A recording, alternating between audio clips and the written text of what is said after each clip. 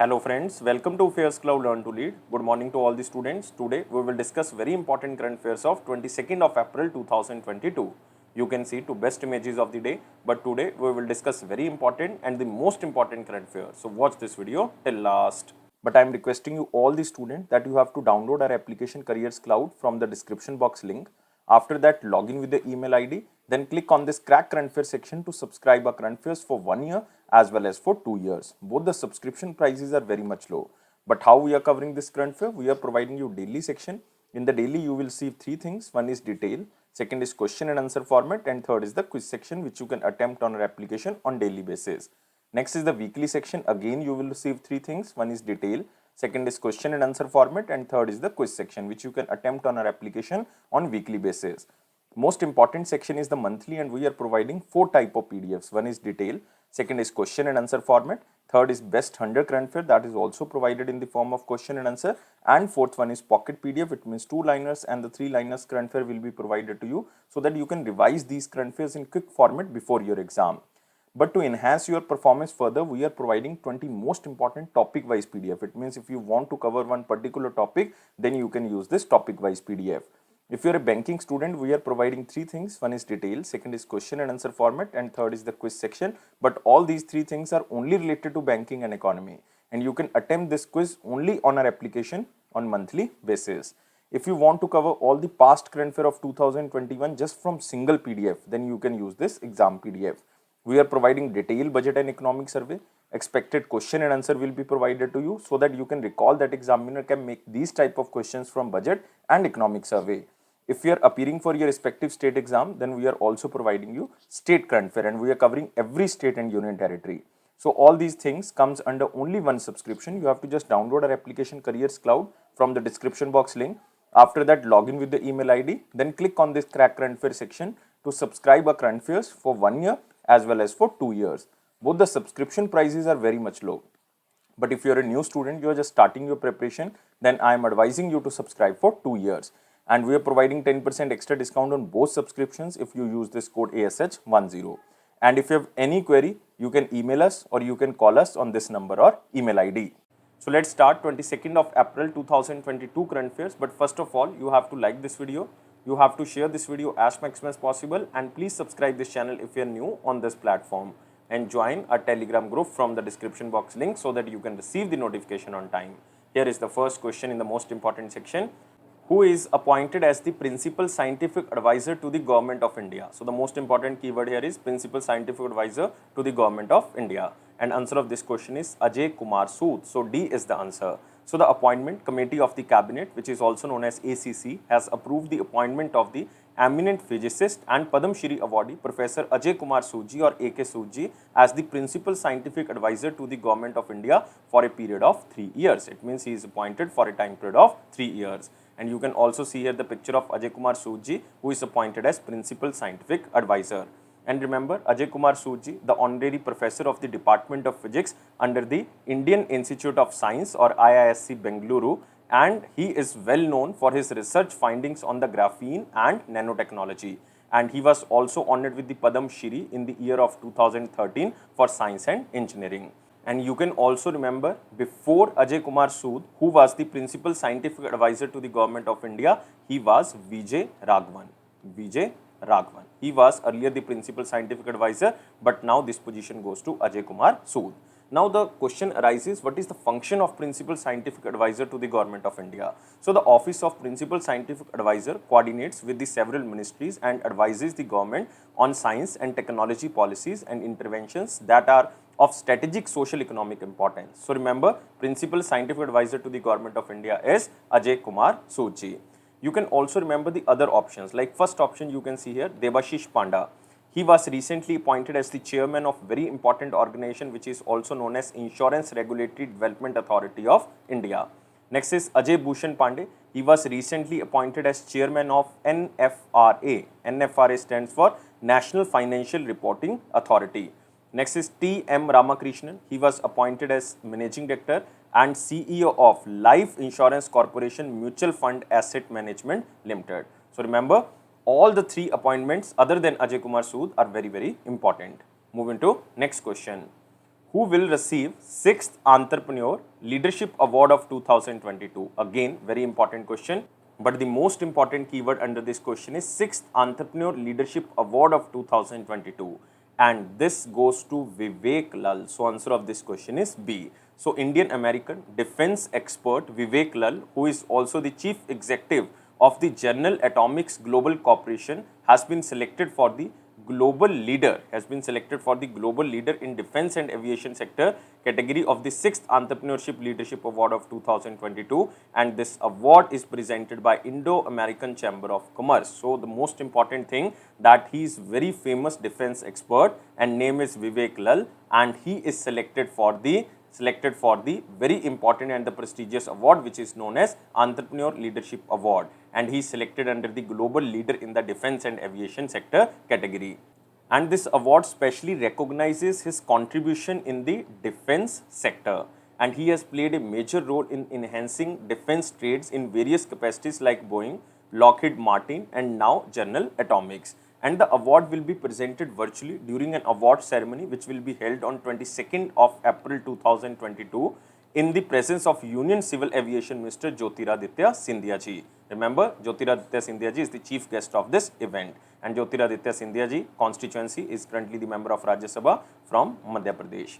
But you can also remember the other options, like first option you can see Narayan Pradhan. Narayan Pradhan recently awarded as GD Birla Award. GD Birla Award for Scientific Research. Next is Professor Deepak Dar. He was awarded Boltzmann Award. Remember, Boltzmann Award for the year of 2022, and it is given by the International Union of Pure and Applied Physics for his contribution to the statistical physics. Next is Bangladeshi lady Rizwana Hassan. She recently awarded as US International Woman of Courage Award. This is again very, very important. So all the awards other than Vivek Lal are very, very important. Moving to next question. Which player from India included under the Wisden's Cricketer of the Year in the 2022 edition of the Almanac?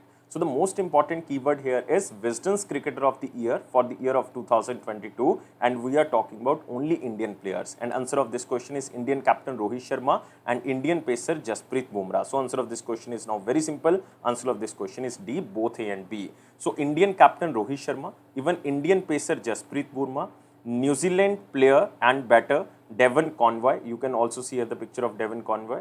And next is South African women star player Dane Van Niekerk, and last player England pacer Ollie Robinson. So all the 5 players were included under the Wisden's 5 Cricketers of the Year 2022 edition of the Almanac.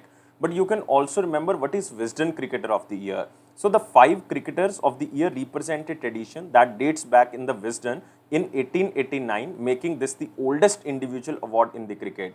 And it is an honor which can be won just once in a player's career, and it is determined chiefly by impact on the English home season.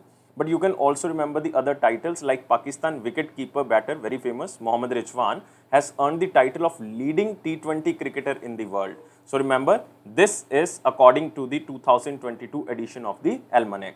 And remember, England's Joe Root has been named as the leading cricketer in the world for his exceptional 2021-22 season. So he was inducted for his historic 12 months batting career, in which he scored 1708 test runs in a calendar year, the third most in the history, following Mohammad Yusuf of Pakistan in 2006 and Wavell Richards in the 1976, and Wavell Richards belongs to West Indies. But you can also remember South Africa's Leslie, most important player in the women's cricket. Leslie is named as the leading women cricketer in the world because South Africa, Leslie scored more runs in the 11 ODIs, in 11 one-day international at a higher average than any other player. So this is very, very important. So you have to just remember 4 things. One is 2 players from India named under the Wisden Cricketer of the Year. One is Rohit Sharma, second is Jasprit Bumrah. Other players you can also remember, but the Indian players are most important. And leading T20 cricketer in the world is Mohammad Rizwan. Next, leading cricketer in the world for his exceptional 1-year career, this is Joe Root. And Leading women cricketer in the world is Leslie. So all the things are very, very important. Now we are moving to the next question. Next question is in the very important question section, but first of all, you have to like this video, share this video as maximum as possible, and please subscribe this channel if you are new on this platform, and join a Telegram group from the description box link so that you can receive the notification on time. Here is the first question in the very important section. Which state has become the India's first state to install L-root server to provide uninterrupted internet access? So the most important keyword here is L-root server, and this state is Rajasthan. So answer of this question is C. So Rajasthan has become India's first state to install L-root server to provide uninterrupted internet access, and the new facility is installed at the Bahama Shah State Data Center, which is situated in Rajasthan. And this L-root server will be built in collaboration with the Internet Corporation for Assigned Names and Number, which is also known as ICANN.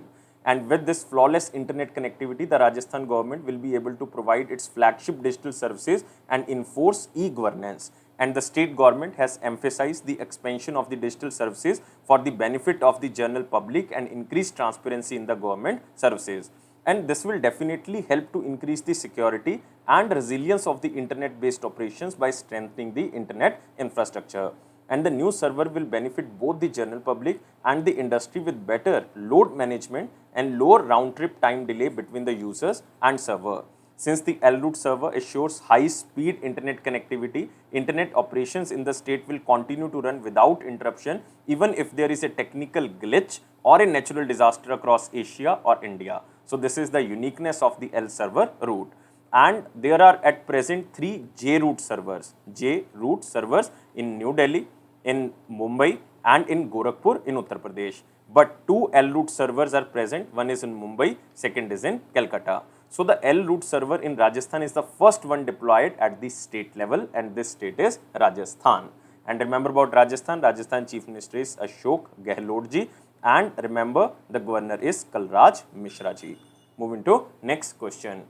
Which company commissioned India's first pure green hydrogen plant in which area? So you have to tell me 2 things. One is the name of the company who commissioned India's first pure green hydrogen plant, and this is situated in which area? So answer of this question is Oil India Limited, and this is situated in Jorhat, and Jorhat is in the state of Assam. So answer of this question is now very simple. Oil India Limited, India's second largest state-owned oil exporter company, has inaugurated India's first 99.999% pure green hydrogen pilot plant in Assam, marking the country's first significant step toward a green hydrogen economy. Remember the place. This is Jorhat and the state is Assam. And you can also remember the first plant of this sort in India has an installed capacity of 10 kg hydrogen per day and was commissioned in a record time of 3 months at Jorhat pump station in the state of Assam. And in the future, this plant is expected to boost the green hydrogen production from 10 kg to 30 kg per day. And the Oil India Limited has undertaken a detailed study on combining green hydrogen with the natural gas for commercial purposes in partnership with the Indian Institute of Technology, Guwahati, Assam. This is again very important, but we already covered this question differently in the past videos. And you can also remember what is green hydrogen. Green hydrogen is a term used to describe hydrogen gas that is produced using renewable energy such as wind or the solar power and does not emit greenhouse gases. And it can be utilized as a fuel in transportation, power generation and industrial process because it does not emit carbon dioxide when burned. And hydrogen gas combines with oxygen to produce electricity and water vapor, making it a potential clean alternative to the fossil fuels in a fuel cell and turns chemical energy into electricity. So you have to just remember name of the company. This is Oil India Limited company, which is India's second largest state-owned oil exporter, has inaugurated India's 99.99% pure green hydrogen pilot plant in Assam, making and marking the country's first significant step toward a green hydrogen economy. So the state is Assam. And remember about Oil India Limited. Oil India Limited is state-owned enterprise of the Government of India under the administrative control of the Ministry of Petroleum. And this company was established in the year of 1959, and its chairman and managing director is Sushil Chandra Mishra. Sushil Chandra Mishra. Moving to next question. Who has been named as the Asia's Africa Consortium Global Peace Ambassador for the year of 2022? So remember, this is Asia Africa Consortium Global Peace Ambassador for the year of 2022, and answer of this question is Babita Singh. So answer of this question is B. So serial entrepreneur Babita Singh has been named as the Asia-Africa Consortium Global Peace Ambassador for the year of 2022. It is for promoting peace through education, sports, art, culture and diplomacy at the India International Conclave 2022, which was organized in collaboration with the Asia-Africa Consortium on 16th of April 2022, and it was held in Shangri-La in New Delhi, Delhi. Now, the question arises, who is Babita Singh? Babita Singh is an Indian born and raised in Nigeria. She is the most sought digital strategist and reputation expert in the Asia as well as in Africa. And she is a global business professional who has been in the business for around 20 years. And her previous ventures include hospitality, sports management and cyber security. And she was conferred with this honor for her exemplary contribution of her peace building initiatives via sports and the culture. But the important thing here is this ACC or Asia's Africa Consortium Global Peace Ambassador.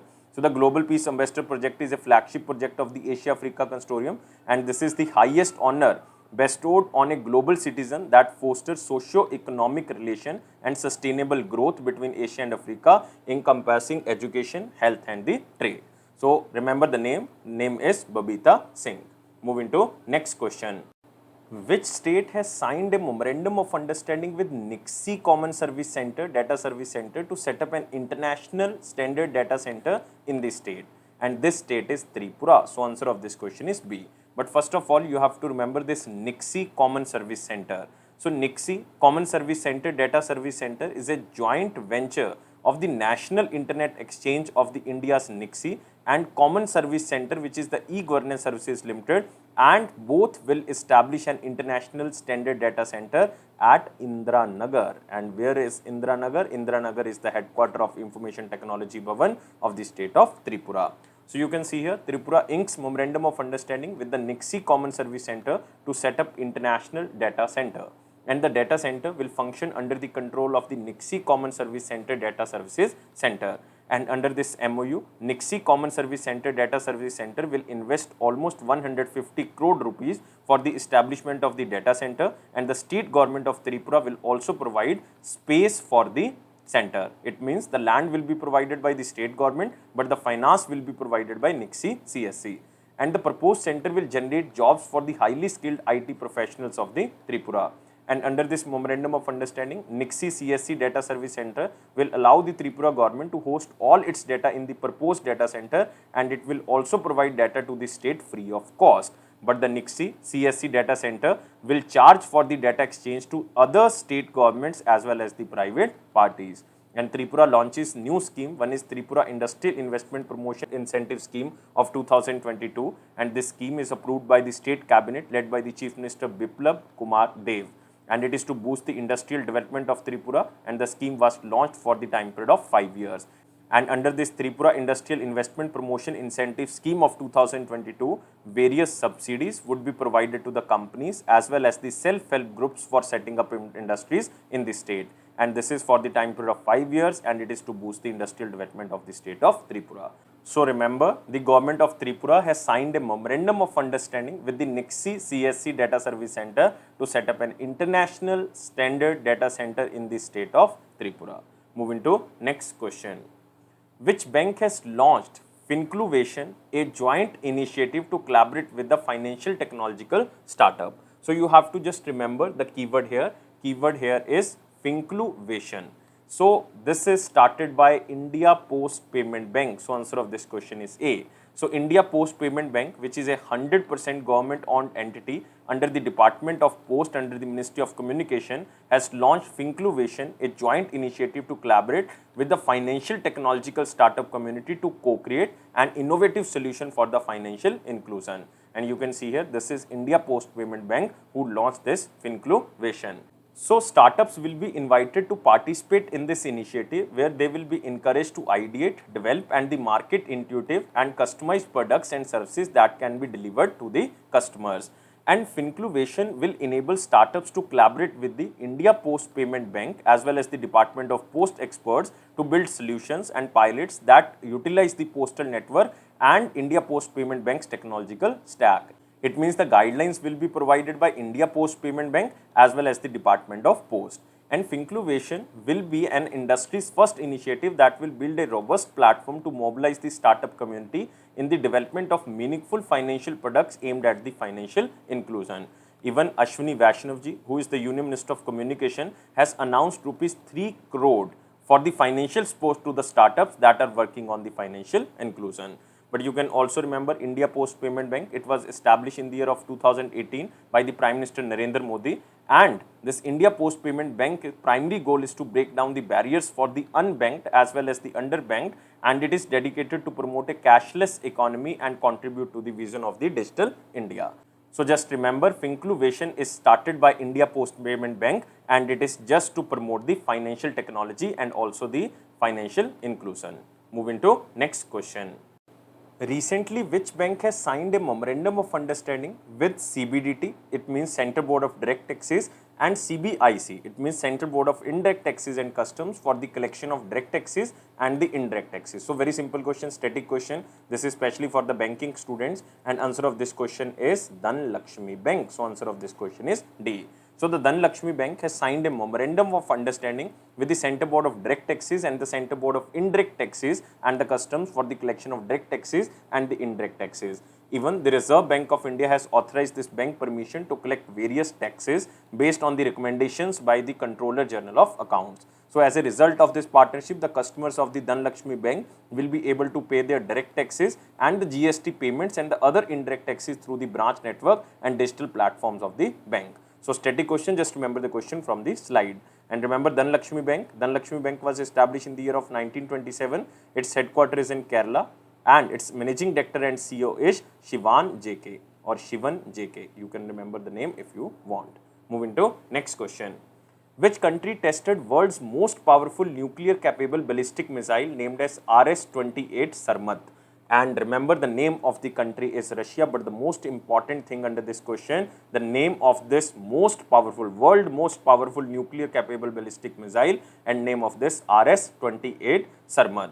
And Russia had launched a new nuclear capable intercontinental ballistic missile, namely RS-28 Sarmat, and this was tested in the northwest Russia area, and it hit targets nearly 6,000 kilometers. This is huge. 6,000 kilometers or 3,700 miles.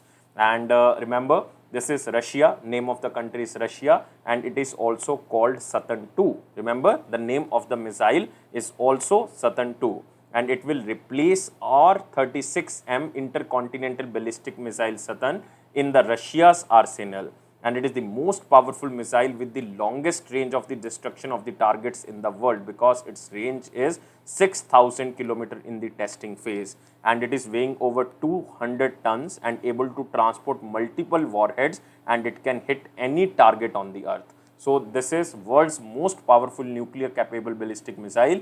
Name is RS-28 Sarmat, and it is tested by Russia. Moving to next question. Which state and the Geological Survey of India signed a memorandum of understanding to develop a regional level early warning system? So this is very important. This is especially for the rainfall system, and this is the state of Sikkim. So answer of this question is A.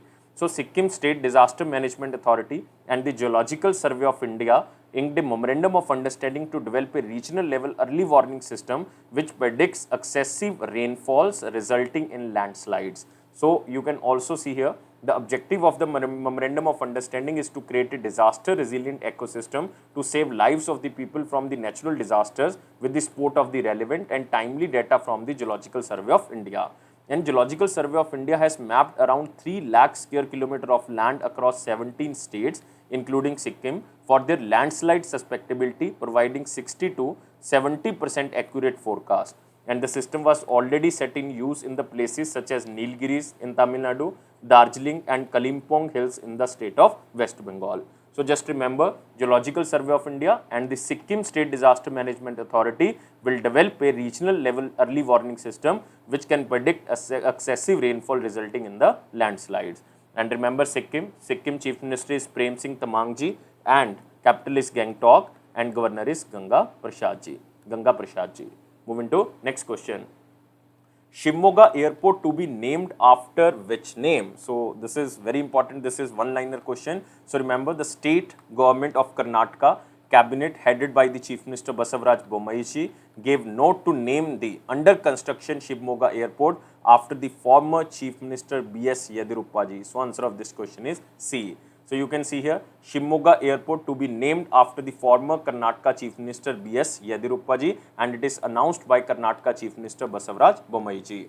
And the construction of Shimoga Airport was begun in 2020 under the Udan scheme or Ude Desh Ka Aam Nagrik scheme by the efforts of the former Chief Minister B.S. Yediyurappa. And the proposal will now be sent to the Union Aviation Ministry for the further clearance.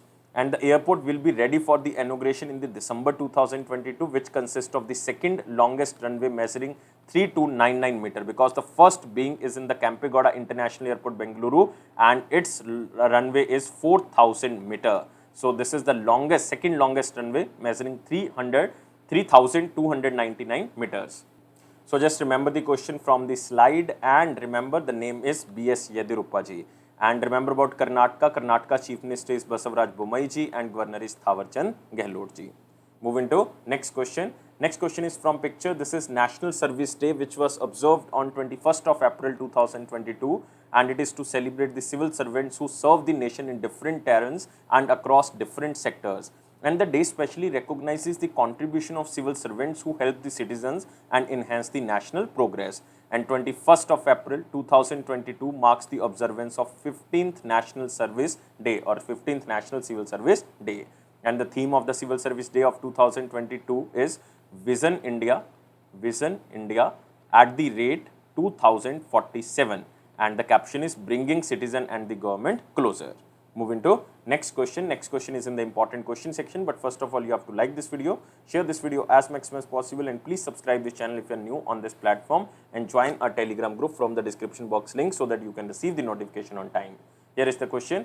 Which ministry signed a memorandum of understanding with United Nations Development Program for the localization of the Sustainable Development Goals? Just remember the question as same as in slide, but the most important thing, this is the localization of the Sustainable Development Goals. If we are talking about the local government, then we are talking about Ministry of Panchayati Raj. So answer of this question is now very simple. Answer of this question is B. So the Union Minister of Panchayati Raj and the United Nations Development Program signed a memorandum of understanding to collaborate in the areas of knowledge sharing and strengthening monitoring mechanism for the localization of the Sustainable Development Goals. And you can see here the achievement of Sustainable Development Goals by 2030 can happen only by considering the local situations. And the Panchayati Raj institutions play a critical component of the local self-governance across the rural India, contributing in achieving last mile connectivity and in the execution of various schemes of the different departments and the ministries. As 65% of the India's population lives in the rural areas, and the government of India is increasingly routing the funding of the social sector schemes in the sectors such as sanitation, housing, solid waste management, and other things through the rural local bodies. So we have to localize the Sustainable Development Goals so that we can achieve by the year of 2030, and total goals are 17. And remember about United Nations Development Program, its headquarters is in New York and it was established in 1965. Moving to next question, it is our one-liner important point, and here is the first point. 3 memorandum of understanding signed. One is in between the Indian Navy and company name is Larsen and Toubro. So the Indian Navy and Larsen and Toubro signed memorandum of understanding specially for nurturing and inducting various technology domains into the Indian Navy. It is specially for the Indian Navy.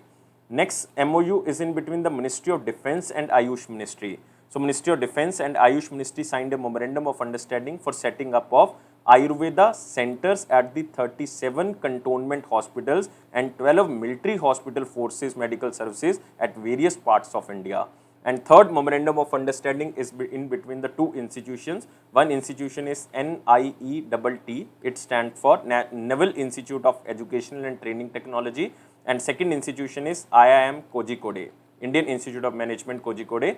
And this MOU is for collaboration and exchange of the best practices in the field of leadership, educational psychology and management. So just remember these 3 memorandum of understanding, but 2 are important. One is Indian Navy and Larsen and Toubro, and second is Ministry of Defence and Ayush Ministry. Next is Kieron Pollard, West Indies cricketer, all-rounder, announced retirement from all the international cricket. So West Indies cricketer and all-rounder Kieron Pollard announced his retirement from his 15-year career in the international cricket, and he hails from Trinidad. And Pollard made his one-day international debut in the year of 2007 and became the first West Indies player in the white ball cricket to represent in 101 ODIs, 101 T20s and 123 ODIs. And Pollard was appointed as the captain for both ODI as well as the T20 teams in the year of 2019 with series win over Australia and the England. But Pollard never played test cricket. So you can remember if you are a fan of Karen Pollard. Next is eminent physicist Ajay Kumar Sood, appointed as the principal scientific advisor to the government of India. He is appointed for the time period of 3 years. We already covered this question. Even this was the first question of the day. Next is Ministry of Housing and Urban Affairs. All 100 smart cities to get integrated command control center. So during the inaugural event of the Smart Cities, Smart Urbanization Conference, Hardeep Singh Puri ji, Union Minister of Housing and Urban Affairs, stated that all the 100 smart cities in India under the Smart City Mission are set to have integrated command and control centers. At present, 80 of the 100 smart cities in India have integrated command control center, and the remaining will get by the date of 15th August 2022. Next, India provided second $500 million in fuel aid to the Sri Lanka. So India will provide an additional $500 million financial assistance to Sri Lanka to buy fuel as the Sri Lanka is facing worst financial crisis. And this will be the second $500 million India aid, because India firstly provided $500 million in the year of 2021. Next, World Creativity and Innovation Day observed on 21st of April. So United Nations World Creativity and Innovation Day is annually observed across the globe on 21st of April. It is just to raise awareness of the role of creativity and innovation in all aspects of the human development. And the first United Nations recognized World Creativity and Innovation Day was observed in the year of 2018. Moving to the question of the day. What was the question of 21st of April 2022? When a bank returns a check unpaid, it is called. So when a bank returns a check unpaid, in the technical terms or in the banking terms, it is known as dishonor of the check. So just remember, answer of this question is A. So now we are moving to the question of the day. What is the validity of demand draft? So very simple question. Just tell me the answer only in the comment box. I am waiting your answer. But please like this video, share this video as maximum as possible, and please subscribe this channel if you are new on this platform, and join a Telegram group and press this bell button so that you can receive the notification on time. But it is a Affairscloud promise that it will boost your confidence in the general awareness section, definitely. But don't take life so much serious. Life is fun. Always be happy like this smiley. Thank you guys. Take care and bye-bye.